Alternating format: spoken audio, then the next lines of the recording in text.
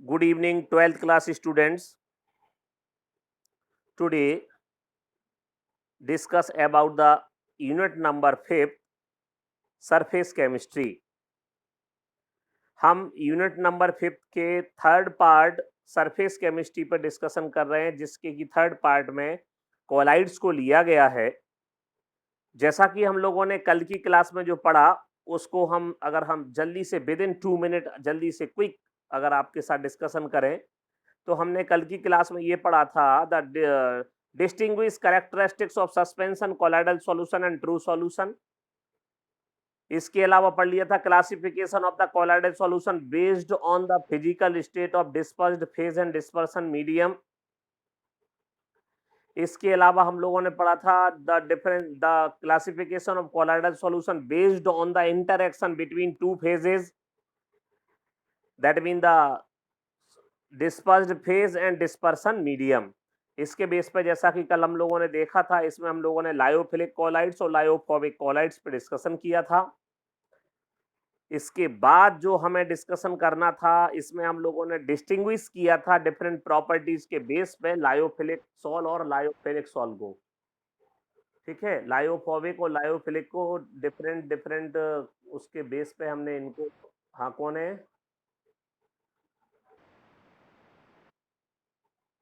Presentation हट गया, नहीं आ रही पीपीटी। पीपीटी एक मिनट रुक जाओ।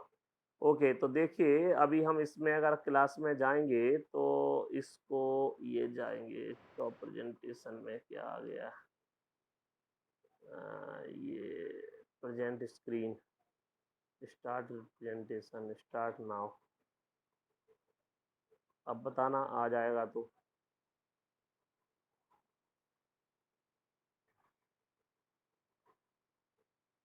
आ रहा है क्या? अभी आना शुरू हो गया? विजुअल है आपको स्लाइड? विजुअल नहीं है स्लाइड? क्या बात है।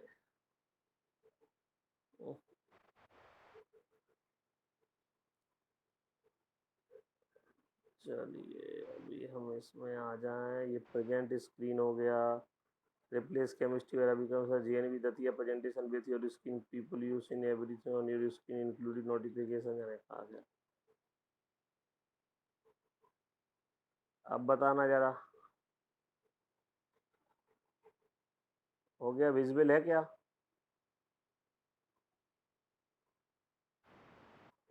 आ गई स्क्रीन? यस, चलो ठीक है, ओके नाउ कंटिन्यू। तो ये भी हम लोगों ने कल डिस्कस कर लिया था about the distinguish between lyophilic sol and lyophobic sol on the basis of ease of preparation and stability and hydration as well as the reversible and irreversible nature of the different colloidal solution.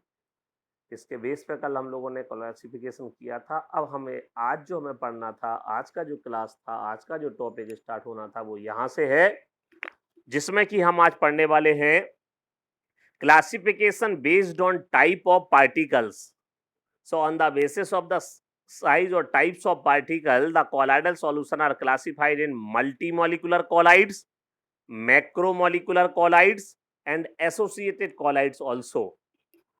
So in three category, first one is the multimolecular colloid. In this type, the individual particles consist of an aggregate of atoms or small molecules with molecular size less than 10 to the power 3 picometer.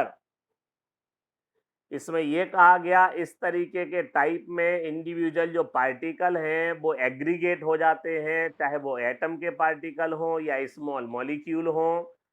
और condition एक ही है भाई, देखो याद रखना, collide तभी कहलाएगा जब उसमें पार्टिकल की साइज 1 to 1000 नैनोमीटर की हो। तो अगर वो एसोसिएट हो जाएं, एग्रीगेट हो जाएं, और एग्रीगेट और एसोसिएट होने के बाद भी उनकी साइज जो है वो लेस देन 1000 नैनोमीटर ही रहे, तो फिर तब जाकर के हम उनको कोलाइड की रेंज में लेंगे। सेकेंड वन है macromolecular colloid. In this type the particles of the dispersed phase are sufficiently big in size of the colloidal dimension. देखो भाई, मल्टी मॉलिकुलर में ये देखा कि छोटी साइज के थे इसलिए एग्रीगेट होकर के वो उस कोलाइडल रेंज में आ गए। मैक्रोमोलिकुलर में क्या होता है कि इसमें खुद ही पार्टिकल हमारे कोलाइडल रेंज के होते हैं।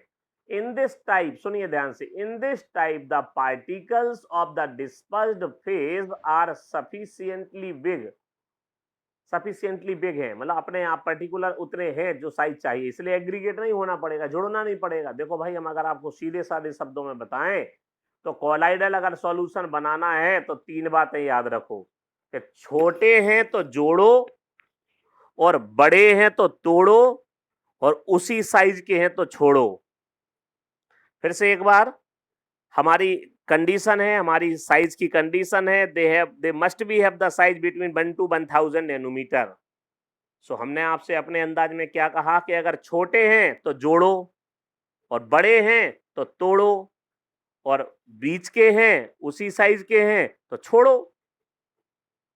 लेस देन 1 नैनोमीटर है तो जोड़ना पड़ेगा, मोर देन 1000 नैनोमीटर है तो तोड़ना पड़ेगा, और 1 से 1000 बीच के हैं तो फिर उन्हें वैसे ही छोड़ना पड़ेगा। क्या करना है फिर हमें, जोड़ के ना तोड़ के? तो जोड़ो, तोड़ो, छोड़ो, बस ये 3 कंडीशन हो गई आपकी। तीसरा क्या लिखा है, these are the substances which behave as normal strong electrolytes at low concentration but as colloid at higher concentration. We know that some substances at low concentration act as electrolytes, but after a particular concentration they behave as a colloid. मतलब कुछ substance ऐसे होते हैं जो low concentration पे electrolytes की तरह behave करते हैं, और हायर कंसंट्रेशन पर वे ही कोलाइड की तरह बिहेव करने लगते हैं। तो ऐसा क्यों हो जाता है? ऐसा यूं हो जाता है कि जब कंसंट्रेशन कम रहती है तो ये पार्टिकल्स दूर दूर रहते हैं, लेकिन जब कंसंट्रेशन बढ़ जाती है और एक पर्टिकुलर कंसंट्रेशन आ जाती है, अभी हम पढ़ेंगे CMC, क्रिटिकल मिसेल कंसंट्रेशन। तो जब एक पर्टिकुलर कंसंट्रेशन आ जाती है तो उस पर्टिकुलर कंसंट्रेशन पर दे एक्ट और they behave as a colloids. तो फिर से एक बार बताएंगे, कुछ सब्सटेंस, शुद्ध भाषा में अगर बात करें तो कुछ सब्सटेंस ऐसे होते हैं जो लो कंसंट्रेशन पर इलेक्ट्रोलाइट्स की तरह बिहेव करते हैं, और अगर उनकी कंसंट्रेशन बढ़ा दी जाए तो फिर वो कोलाइड की तरह बिहेव करने लगते हैं। ऐसा हो क्यों जाता है, किसकी वजह से हो जाता है? तो याद रखिए, जैसा कि नाम से क्लियर हो रहा है, ये एसोसिएटेड कोलाइड्स हैं। दैट मीन इनमें क्या हो जाता है, इनमें एसोसिएशन हो जाता है, इनमें एसोसिएशन हो जाता है, दैट मीन ये एसोसिएट होते हैं, जुड़ जाते हैं। सेकंड पॉइंट क्या कहना चाह रहा है यहाँ पर मल्टी मॉलिकुलर में, examples are sulphur sol and gold sol. Macro, अब इनमें क्या हुआ, ये दैट मीन ये लेस देन 1 नैनोमीटर के थे तो इसलिए इनको क्या करना पड़ा, जोड़ना पड़ा। इसमें क्या कह रहा है, examples of polythene, nylons and plastics, macromolecules हैं, खुद ही बड़े साइज के हैं। एसोसिएटेड में क्या लिखा है, एग्जाम्पल सोप्स एंड डिटर्जेंट। ठीक है, कोई क्वारीज हो तो बोलो आप, कोई क्वेश्चन? नहीं तो हाँ बोलो तो आगे बढ़े। क्लियर है सबको? सुनाई दे रहा है सबको? सब लोग सुन पा रहे हैं ना ठीक से?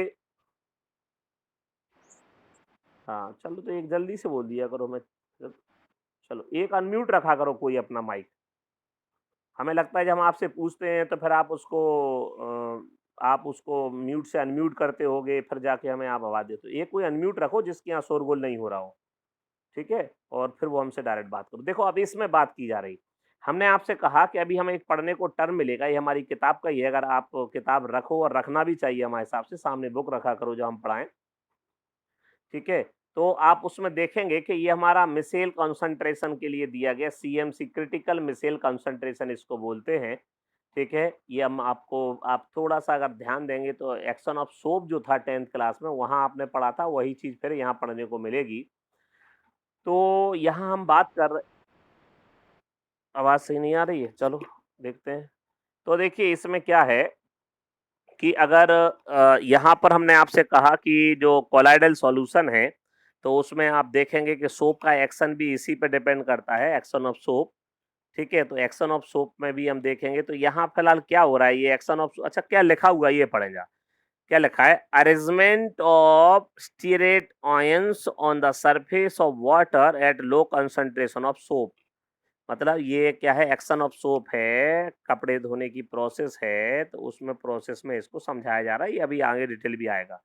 दूसरा क्या लिखा है, arrangement of stearate ions inside the bulk of water ionic micelle at critical micelle concentration. अब सर ये टर्म बता दीजिए पहले, ये critical micelle concentration CMC, critical micelle concentration CMC। तो जो क्रिटिकल मिसेल कॉन्सेंट्रेशन CMC जो है, ठीक है, ये जो CMC क्रिटिकल मिसेल कंसंट्रेशन है, क्या चीज होती है, तो अभी अभी हमने आपको बताया, जो एसोसिएटेड कॉलाइड्स में कुछ सब्सटेंस ऐसे होते हैं जो लो कंसंट्रेशन में, कुछ सब्सटेंस ऐसे होते हैं जो लो कंसंट्रेशन में अ, अब ये फोन आ रहा है, हम करें का इनका। अच्छा, हम अगर इसको अभी डिस्कनेक्ट कर देंगे तो फिर से रीजॉइन हो जाएंगे इसी में, इनको निपटाएं। ये बार बार जाने कौन कर रहा है, क्या कर सकते हैं हम, कॉल आ रहा है बार बार। हम इसको अभी रोक रहे हैं, रीजॉइन करते हैं 2 मिनट बाद।